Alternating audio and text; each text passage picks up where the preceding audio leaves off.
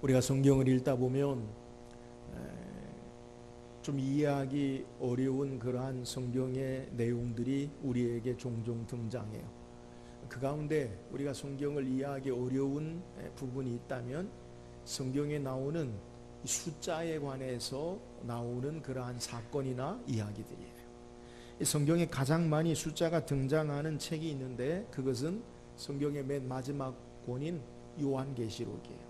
1장에서부터 7 금초대와 또 7 교회들로 시작해서 이것이 7 재앙, 7 금대접, 또 14만 4천, 천년왕국, 24장로 해서 계시록 1장에서부터 21장까지 보면 계속해서 숫자를 통해서 이 성경을 마지막 시대에 풀어나가는 것을 우리는 볼 수 있어요.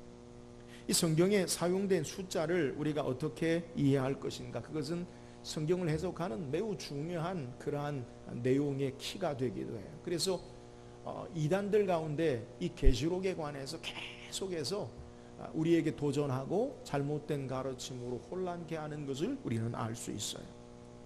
우리가 성경에 사용된 숫자를 바르게 이해하기 위해서는 이 고대 근동과 그리고 유대인의 문화적인 배경 가운데서 이 숫자가 우리에게 무엇을 말하는지를 좀 이해해야 돼요. 그래서 성경에 사용된 숫자를 보면 전부는 그렇지 않지만 대부분 상징적인 숫자로 성경이 우리에게 기록하고 있음을 우리가 좀 알아야 돼요. 예를 들어서 우리말 속담에도 보면 12재주를 가진 사람이 그 다음에 뭐예요? 끼니를 굶는다, 저녁을 굶는다, 밥을 굶는다, 그런 말이 있어요. 그러니까 12재주, 재주가 많은 사람이 밥을 굶는다, 이런 말이 있어요. 그럼 여기서 말하는 12재주라는 것이 어떤 것인가? 그 사람이 꼭 하나 둘 셋 넷 다섯 여섯 일곱 여덟 아홉 열 12가지 재주를 가졌느냐? 그걸 이야기하는 게 아니라 크고 다양한 많은 의미로 사용하고 있음을 우리는 알아요.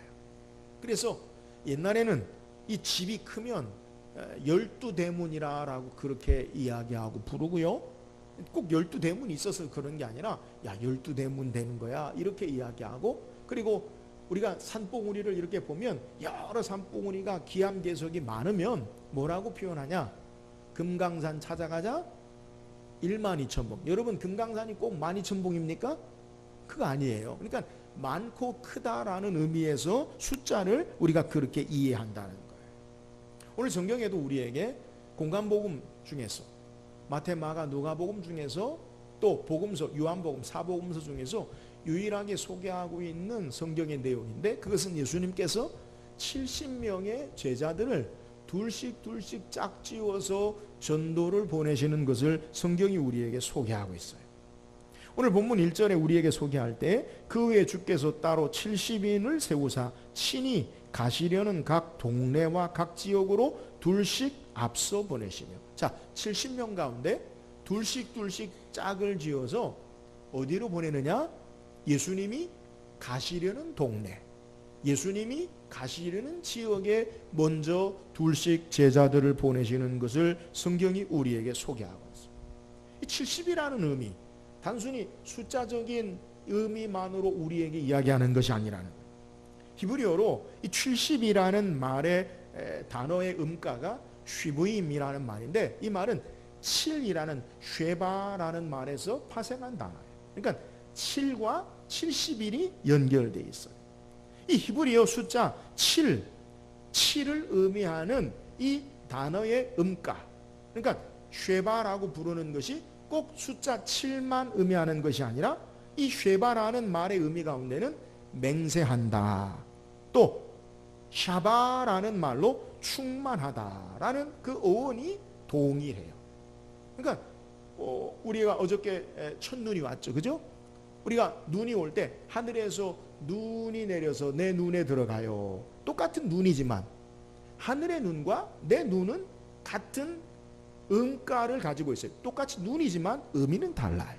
마찬가지로 히브리어 숫자에서 이 7이라는 숫자에 쉐바라는 말의 의미 가운데 맹세하다, 또 완전하다, 이런 의미를 가지고 있다라는 것. 그래서 고대 근동인들은 이 7이라는 숫자에 대해서 완전함, 충만함, 충족함, 이런 의미로 이해했다는 거예요. 그래서 구약 성경에 우리에게 기록한 하나님과 관계에서 7을 사용하면 완전함과 충만함, 완성된 그런 것으로 받아들여져요.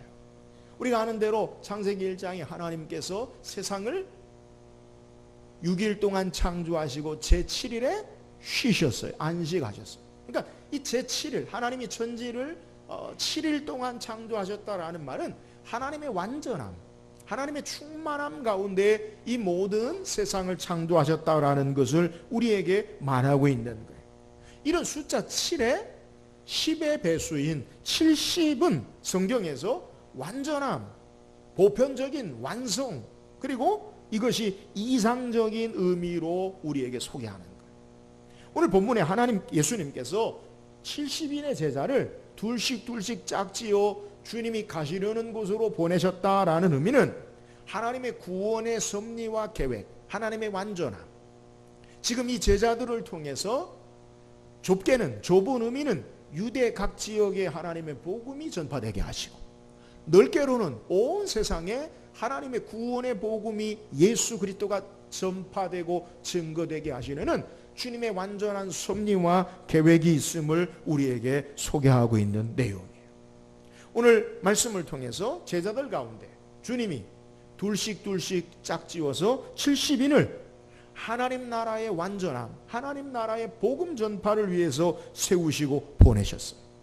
오늘 말씀을 우리가 묵상하면서 하나님의 구원의 계획과 완전한 섭리 가운데 제자들을 보내시는 모습을 통해 오늘 우리도 주께서 오늘 2000년, 2016년 오늘 우리의 삶의 현실 가운데 예수 믿고 구원받은 하나님의 자녀로 우리를 부르셔서 세상에 두게 하신 것, 그것은 하나님의 구원의 계획과 완전함을 이루시게 하는 것임을 알고, 오늘 말씀을 따라서 주님이 우리를 제자로 세우시고 이 땅에 일하시기 원하시는 보내심의 의미가 무엇인지, 우리가 주님께로 부름받은 자들로 어떻게 주의 일을 감당해야 될지 오늘 말씀을 묵상하고 우리를 통해 하나님의 구원의 계획과 능력의 역사를 이루어드리는 귀한 결단의 시간이 되기를 주의 이름으로 축원합니다. 그렇다면 예수님께서 이 70인의 제자를 보내심의 의미가 뭐예요? 오늘 본 말씀 2절 다시 한번 읽읍시다. 2절입니다. 시작. 이르시되 추수할 것은 많되 일꾼이 적으니 그러므로 추수하는 주인에게 청하여 추수할 일꾼을 보내주소서 하라. 오늘 본문에서 말하는 추수라는 것, 그것은 하나님의 심판과 구원의 종말론적인 의미를 우리에게 소개하는 거예요. 그러니까 우리가 이미 추수가 끝났지만 논에 벼가 이렇게 노랗게 익어서 고개를 숙이면 우리는 곧 그것을 수확해야 될 것을 알아요. 마찬가지로 영혼의 추수, 하나님이 둘씩 주님이 짝지어 보내시는 것은 이 땅에 영혼의 추수, 하나님의 구원과 심판의 역사를 감당하는 것을 우리에게 상징하고 있는 내용이에요. 영혼을 추수해서 하나님 나라의 백성 삼고 하나님 나라가 확장되어지는 이 일을 둘씩 짝지어서 주님이 보내시고 있다라는 사실을 우리에게 소개해요. 오늘 우리를 주님이 예수 믿고 하나님의 자녀 되게 하신 이유가 뭐예요? 우리를 통해서 세상에 하나님의 나라와 하나님의 구원, 하나님의 역사를 감당케 하기 위함인 것을 믿으시기를 주의 이름으로 축원합니다. 그런데 이 영혼의 추수를 위해서 우리가 어떻게 이 주의 일을 감당해야 하는가? 먼저 우리가 이 추수, 하나님의 구원의 일들, 하나님의 보내심의 일들을 위해서 선행돼야 할 일이 있는데, 그것은 오늘 본문에 보니까 예수님이 추수하는 주인에게 청하여 추수할 일꾼들을 보내주소서 하라라고 말하고 있어요. 우리가 주의 일을 감당하는데 하나님의 구원의 계획과 복음의 역사를 우리를 통해 이 땅에 이루어 나가야 되는데 어떻게 행하느냐?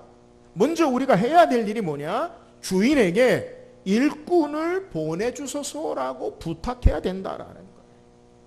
다시 말씀드리면 주인이 허락이, 주인이 일꾼을 세우고 주인이 보내야 추수가 이루어질 수 있음을 우리에게 말하고 있는 거예요. 여러분, 여기서 말하는 주인이 누구입니까? 두말할 것도 없이 바로 하나님 아버지를 우리에게 소개해요. 여러분, 일꾼은 누구입니까? 하나님이 세우셔서 보내신 자들을 우리에게 소개하는 거예요. 그러니까 오늘 하나님의 구원의 섭리와 계획, 이 땅에 어떻게 이루어지느냐? 하나님의 주권 가운데, 하나님의 섭리 가운데 하나님이 부르시고 세우시고 보내신 자들을 통해 추수가 이루어짐을 우리에게 소개하는.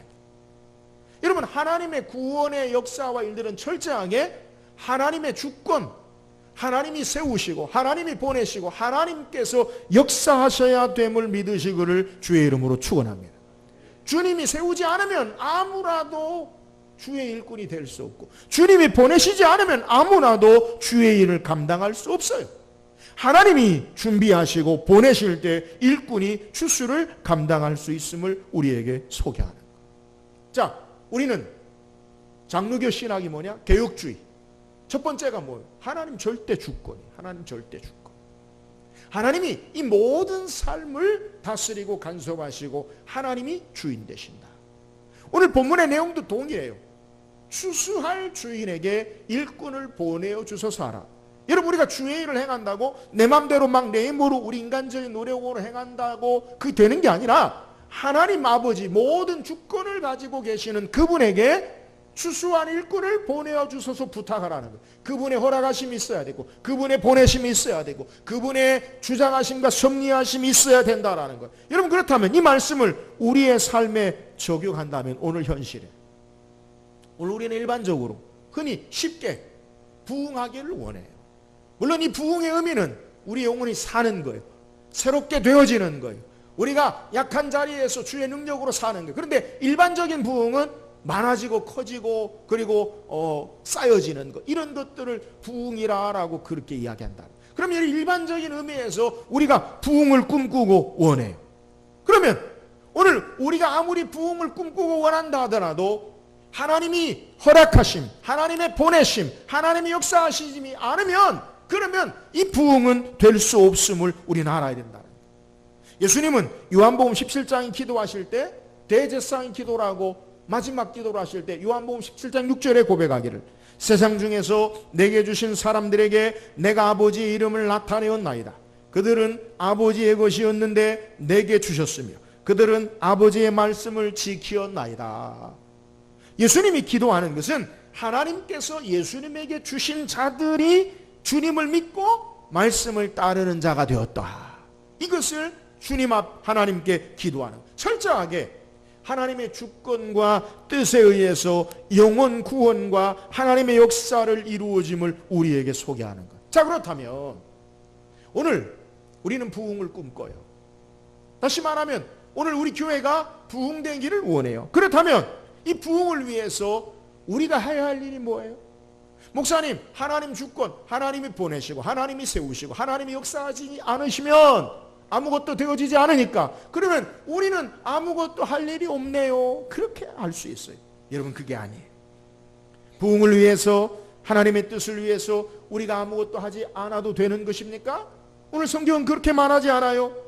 철저하게 하나님의 주권과 뜻을 따라 영혼이 주께 돌아오는 것이라면 우리는 아무 할 일이 없는 것이라고 말하지 않아요. 오늘 본문에 우리에게 다시 예수님이 말씀하는 내용을 되짚어보면 뭐라고 이야기하냐면, 추수하는 주인에게 청하여 추수한 일꾼을 보내주소서 하라.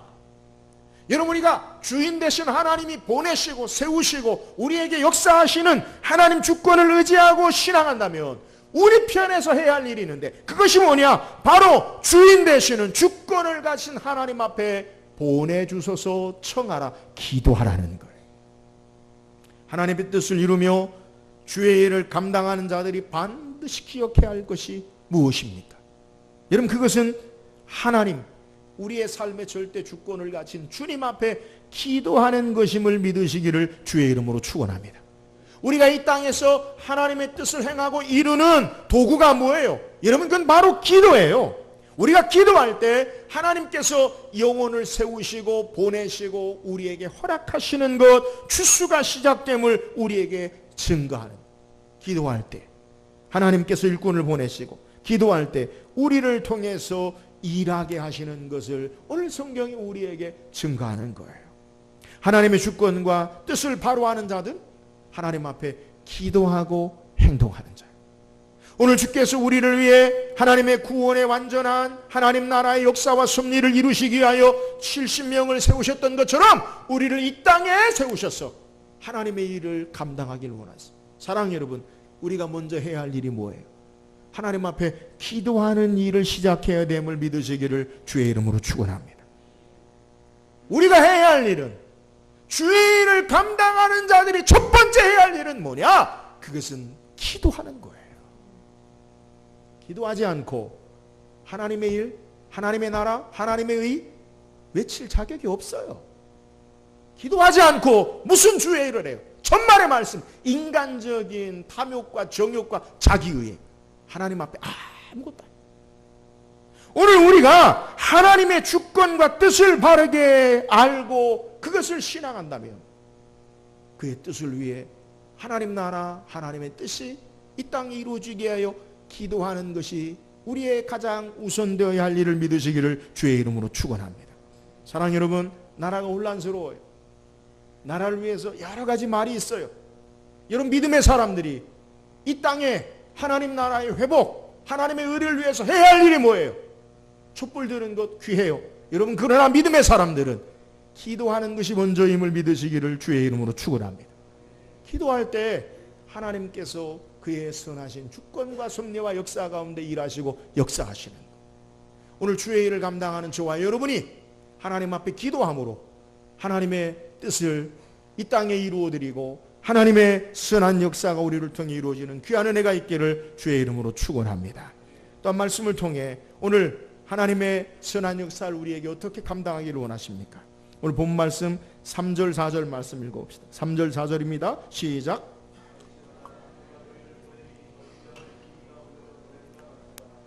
전대나 배낭이나 신발을 가지지 말며 길에서 아무에게도 무난하지 말며. 자, 오늘 본문은 주님은 제자로 우리를 보내시면서 삶의 우리의 현장, 필드, 우리의 삶에 부딪혀 사는 것이 세상이 어떤 곳인지를 분명히 말씀하고 계세요. 그것은 오늘 3절에 소개한 대로 예수님 마치 우리를 보내시는데, 주의 일을 감당하게 우리를 하나님이 세우시고 보내시는데 어린 양을 이리 가운데 보냄과 같은 모습이라고 말씀하고 있어요.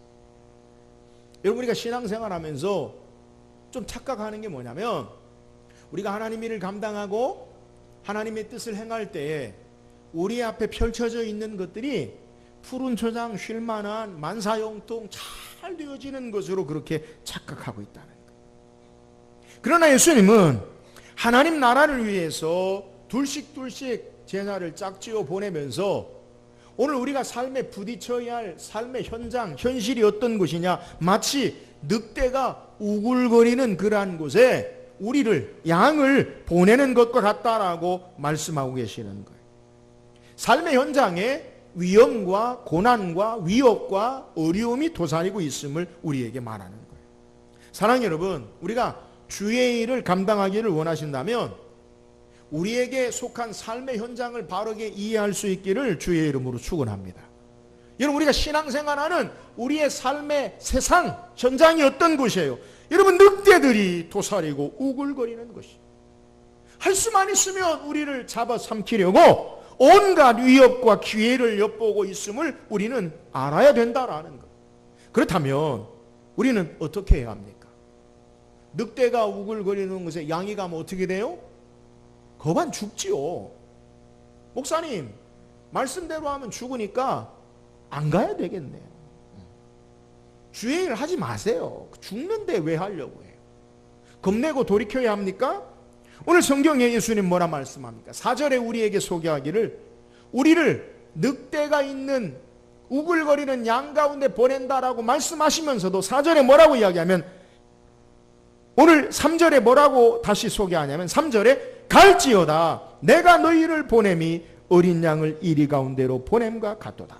여러분, 주께서 우리에게 먼저 말씀하는 게 뭐냐면 갈지어다. 그리고 배낭이나 신발 그리고 전대를 가지지 말고 여행을 위한 최소한의 것도 허락지 아니하시고 또한 인사도 하지 말라고 말씀하고 계시는 거예요. 여러분, 이 말씀의 의미가 뭐예요? 오늘 우리의 삶의 현실, 현장 가운데 우리가 믿음 생활을 빼앗기게 하는 하나님을 섬기는데 방해되고 장애되게 하는 여러 가지 일들이 변수가 있어요. 저와 여러분의 현실은 예수를 잘 믿고 신앙하는데 하나님의 나라와 하나님의 뜻을 이루어가는데 좋은 그러한 넉넉한 현실이다, 세상이다라고 말할 수 없다는 거예요. 할 수 있으면 우리의 삶을 믿음에서 떠나게 하고 하나님에게서 떠나게 하고 우리의 삶의 환경과 조건이 할 수만 있으면 주님에서 멀어지게 하는 것, 이것이 우리의 삶의 모습이라는 것.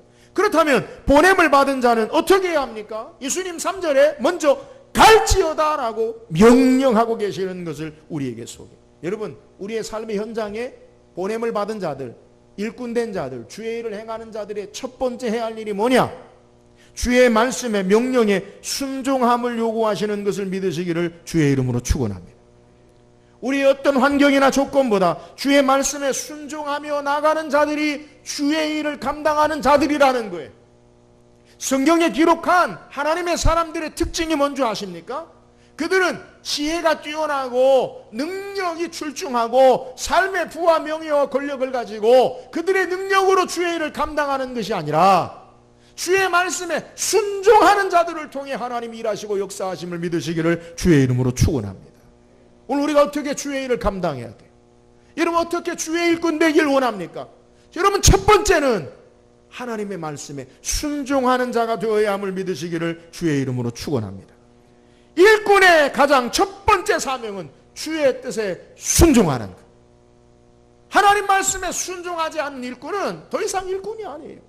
주의 뜻을 따라 순종하지 않는 사람은 더 이상 주의 일을 말할 자격이 없어요. 자기의 일을 이야기하는 거예요. 하나님 말씀에 순종하지 않으면서 어떻게 주의 일을 감당합니까?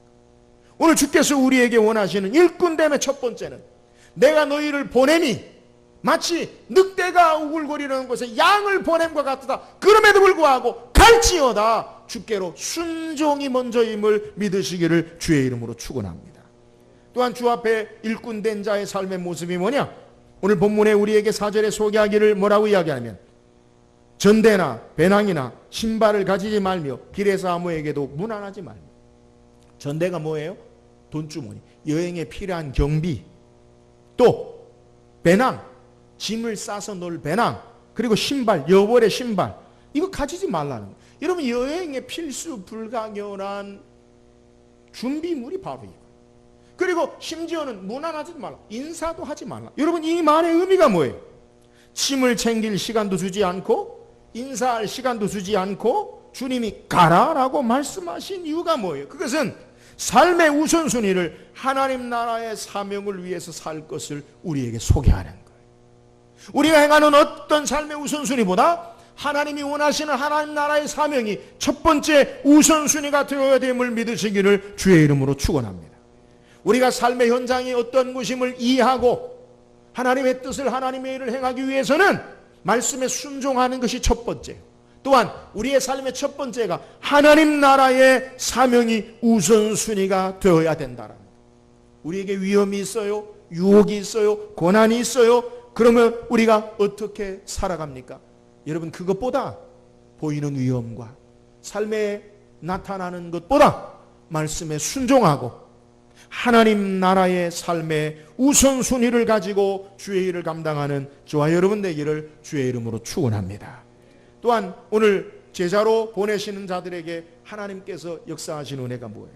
오늘 7절 8절 말씀 한번 읽읍시다. 7절 8절입니다. 시작. 그 집에 유하며 주는 것을 먹고 마시라. 일꾼이 그 삭을 받는 것이 마땅하니라. 이 집에서 저 집으로 옮기지 말라. 어느 동네에 들어가든지 너희를 영접하거든. 앞서 예수님은 보냄을 받은 자들이 전대나 배낭이나 신발을 가지지 말라라고 말씀하셨어요. 여러분, 그 이유가 바로 여기 있는데 오늘 주님 말씀하시는 것, 하나님께서 필요한 것들을 공급하시고 예비해 놓으신다라는 것을 우리에게 소개하는 거예요. 다시 말씀드리면 주의 일을 감당하는 자들은 보이는 것이 아니라 하나님을 신뢰하고 하나님의 예비하심, 하나님의 준비하심, 그 하나님을 신뢰하고 주의 일을 행하라라고 우리에게 말씀하고 있는 거예요. 여러분, 우리가 살아가면서 참 어려운 문제 가운데 하나가 바로 이런 거예요. 내가 배낭을 싸고 필요한 여벌의 옷이나 신발이 필요하고 필요한 경비를 준비하는 것이 당연하다고 생각을 해요. 살아가면서 우리의 힘과 우리의 노력, 우리의 공로, 우리의 것으로 준비하고 그것으로 우리가 살아가는 것처럼 우리는 그렇게 느껴져요. 목사님, 내가 일하지 않으면 어떻게 교회에 헌금을 하고, 내가 일하지 않으면 어떻게 먹고 살 수 있겠어요? 내가 이런 일을 해야 되고 저런 일을 해야 되고 내가 다 한 다음에 그 다음에 하나님이 일하는 거지. 그러지 않고 어떻게 살겠어요? 우린 이렇게 하나님 앞에 저에게 항변할 수 있어. 그런데 오늘 본문에 하나님의 일을 감당하는 자들은 철저하게 기억할 것은 하나님을 신뢰하라. 어떤 하나님이요? 우리를 위해 준비하시고 예비하신 하나님을 신뢰하면서 주의 채우심을, 주의 공급하심을 믿고 하나님 의지하고 사는 자다라는 거예요. 내가 보이는 돈이나 내 노력이나 내 공로, 내 땀이나 내가 가진 물질로 그것을 의지하며 사는 자가 아니라 하나님이 온 우주 만물의 주인 되시고 그분이 나의 필요와 공급을 채우실 것을 믿고 그분을 신뢰하고 일하라는 거예요. 일하지 말라라는 게 아니라 우리의 일에, 그 일의 소득의 분깃이 내 공로가 아니라 하나님으로 말미암아 하나님을 신뢰하고 우리의 삶이 살아야 한다라는 것을 오늘 우리에게 소개하는 거예요. 하나님께서 이스라엘 백성을 애굽에서 구원하셔서 그들을 인도하신 곳이 어떤 곳이냐? 물론 가나안 땅이 목표지만 40년 동안 광야로 그들을 하나님이 이끄셔요. 근데 이스라엘 백성이 광야로 들어갈 때, 광야는 어떤 곳이냐? 사막이에요. 사막이라는 것, 연평균 강수량이 40mm 이하, 사람이나 동물이나 살 수 없는 것, 음식을 구할 수 없는 곳, 그것이 사막인데 하나님이 그들을 40년 동안 그들을 살게 하셨어요. 그런데 이스라엘 백성이 광야로 들어갈 때에 40년 동안 먹고 살 것을 준비하지 않았어요. 그들이 먹을 것을 쌓아두고 40년을 광야 생활을 한 것이 아니라는 거예요. 하나님께서 그들에게 날마다 먹을 것을 공급하시고 입을 것을, 옷이 헤어지지 아니하도록 역사하시고 하나님이 함께 하셨어요. 그럼에도 불구하고 이스라엘 백성들은 어떤 삶을 살았느냐? 광야의 삶에 원망하고 불평하고 비판하고 보이는 환경에 물이 없으면 물이 없다고, 고기가 부족하다고, 고기를 먹고 싶다고 원망하고 하나님이 고기를 줄 수 있을까 의심하고 불평하고, 가나안 땅을 앞에 놓고도 하나님이 우리를 저기에 들어가면 다 죽일 것이다, 하나님의 역사를 기억하지 못하고 입만 열면 보이는 부족함, 보이는 현실 가운데 원망하고 불평하는 것들, 이것이 이스라엘 백성의 모습이에요. 우리가 지난주에 새벽에 유다서를 묵상했는데 유다서에 보면 유다서 1장 5절에 소개하기를 주께서 백성을 애굽에서 구원하여 내시고 후에 믿지 아니하는 자들을 멸하셨으며, 여러분 가나안 땅에 들어가기 전에 애굽의 10세대가 다 죽었어요. 하나님이 애굽에서 구원해 하셨으면 다 데리고 가야 되잖아요. 광야 생활하면서 원망하고 불평하고 비판하고 환경만 바라보고 뭐가 없느니 그러다가 다 죽었어요. 여러분 그 이유가 뭐예요? 그것은 하나님을 의심하고 원망하고 믿지 아니함을 우리에게 소개하는 거예요. 애굽의 10가지 재앙에 하나님의 기적을 통해 이스라엘을 백성을 구원하시고 홍해를 마른 땅처럼 건너게 하시고 매일 하늘에 만나를 먹이시고 낮에는 구름 기둥으로 밤에는 불 기둥으로 그를 인도하신 하나님이 잠깐 눈에 보이는 물의 부족과 잠깐 환경이 어려워지면 그 하나님을 다 잊어버리고 하나님 신뢰하지 않아요. 하나님 없어요. 그리고 원망해요. 여러분 이것이 그들의 불신앙의 모습을 우리에게 소개하고 심판 가운데 멸하여진 것을 우리에게 소개하는 거예요. 다시 이 말씀을 우리 본문에 적용해 봅시다. 사랑하는 여러분, 우리가 이 땅에 살아가는 동안 우리의 보여지는 것 준비하고 있어야 하고 채워져야 하고 다 갖추어져야 되는 것처럼 우리가 생각을 하는데, 여러분 그것은 하나님을 신뢰하지 아니하고 내가 하나님 되어 사는 이 죄악된 삶의 인간의 본성임을 우리는 알아야 돼요. 이 땅에 살아가는 동안에 내가 먼저 모든 것을 쌓아놓고 내가 앞서서 하나님 상관없이 우리의 눈에 보이는 것으로 사는 것, 이것이 불신앙이라는 거예요. 오늘 우리는 어떻게 살아야 합니까? 오늘 우리의 삶에 내가 앞서지 말고 하나님을 신뢰하고 하나님의 인도하심, 하나님의 채우심, 하나님의 역사하심을 바라보며 그 하나님을 따라가며 신앙할 수 있기를 주의 이름으로 축원합니다. 우리가 주의 일을 감당하는 주의 보내심을 받은 자들이라면 주의 말씀과 뜻을 따라 순종하고 나아간다면 하나님을 신뢰하고 예비하시고 공급하심을 믿고 신앙할 수 있기를 주의 이름으로 축원합니다. 저는 이 나라가 혼란 가운데 하나님이 이 나라를 지켜주실 것을 믿습니다. 보이는 혼란보다도 하나님의 분명한 뜻과 예비하심이 계셔서 이 나라를 새롭게 하시고 삶 가운데 선한 것으로 역사하시는 하나님의 계획을 신뢰해요. 그러므로 촛불을 드는 것, 물론 그것도 귀한 거지만 우리가 하나님 앞에 주의 뜻을 따라서 분별하고 하나님을 신뢰하고 우리의 삶이 흔들리지 않는 것, 이것이 더 중요해요. 여러분, 우리 가정을 회복하게 하시는 것, 우리 교회를 회복하게 하시는 것, 여러분 이 나라를 회복하게 하시는 하나님의 예비하심, 하나님의 준비하심, 그 하나님을 신뢰하고 날마다의 삶 가운데 하나님 의지하고 살기를 주의 이름으로 축원합니다. 하나님의 분명한 예비하심이 있어요. 고린도전서 2장 9절에 보면 기록된 바 하나님이 자기를 사랑하는 자들을 위하여 예비하신 모든 것은 눈으로 보지 못하고 귀로 듣지 못하고 사람의 마음으로 생각하지도 못하였다 함과 같으니라. 사랑하는 여러분, 하나님이 우리 앞에 예비하심과 준비하심과 공급하심, 이 하나님을 신뢰하고 오늘을 살기를 주의 이름으로 축원합니다. 우리가 어떻게 주의 일을 감당해야 돼요? 어떤 분들은 주의 일을 하면 목사님 이것도 없고요, 저것도 없고, 이것도 부족하고, 이것도 해서 못해요. 안 돼요. 하나님이 채우셔요. 여러분이 하니까 안 되죠. 내가 하니까 안 되죠. 하나님을 신뢰한다면, 하나님을 의지한다면 그분이 공급하시고 그분이 채울 것을 믿고 주의 일을 감당할 수 있기를 주의 이름으로 축원합니다. 오늘 믿음의 신앙의 자세가 바로 여기 있어요. 내가 인생의 주인이라면 내가 모든 것을 계획하고 준비하고 설계하고 살아야지만 하나님께서 우리의 삶의 주인 되심을 바르게 믿고 신앙하는 자에게는 주께서 예비하시고 함께 하심을 신뢰하고 신앙할 수 있어야 된다는 것. 여러분 믿음의 사람입니까? 불신앙의 사람입니까? 오늘 믿음의 사람이 되기를 주의 이름으로 축원합니다. 오늘 눈에 부족한 것 다 부족하죠. 우리 눈에 보이는 현실, 그것을 안타까워하는 것이 아니라 하나님을 의지하고 그분의 예배하심, 그분의 채우심을 믿고 믿음으로 주의 선한 역사를 감당하는 우리 모든 성도 되기를 주의 이름으로 축원합니다. 오늘 성경 우리에게 주께서 하나님 나라의 구원의 완성의 계획을 위해 70인을 둘씩 짝지어서 전도대로 하나님 나라의 섭리를 위해 보내셔요. 오늘 우리를 이 땅에 하나님 나라의 구원의 계획과 완성을 위해 일꾼으로 부르셨어요. 우리가 어떻게 주의 일을 감당할 수 있는 자들이 되어집니까? 철저하게 하나님의 주권과 하나님의 뜻을 바로 이해한다면 그분 앞에 먼저 기도하고 주의 일을 감당하는 자들이 되기를 주의 이름으로 축원합니다. 하나님 주인 되심을 아는 자들은 기도하는 자들이에요. 오늘 우리가 하나님 앞에 무릎 꿇어 기도함으로 주의 뜻을, 주의 의를 이루기를 주의 이름으로 축원합니다. 오늘 하나님께 보내심을 받은 자들로 우리가 어떻게 하나님의 일을 감당해야 합니까? 우리의 삶의 현장을 바르게 이해해야 돼요. 장밋빛이 아니에요. 늑대가 우울거리는 양을 보냄과 같다라고 해요. 그럼 우리가 어떻게 해야 합니까? 여러분 보이는 것보다 갈지어다 주의 말씀에 순종해야 돼요. 일꾼의 첫 번째는 말씀에 순종하는 것. 보이는 것이 아니라 말씀에 순종하는 자세가 첫 번째예요. 삶의 우선순위가 하나님 나라에 있으므로 주의 일을 감당할 수 있기를 주의 이름으로 축원합니다. 일꾼으로 우리가 어떻게 주의 일을 감당합니까?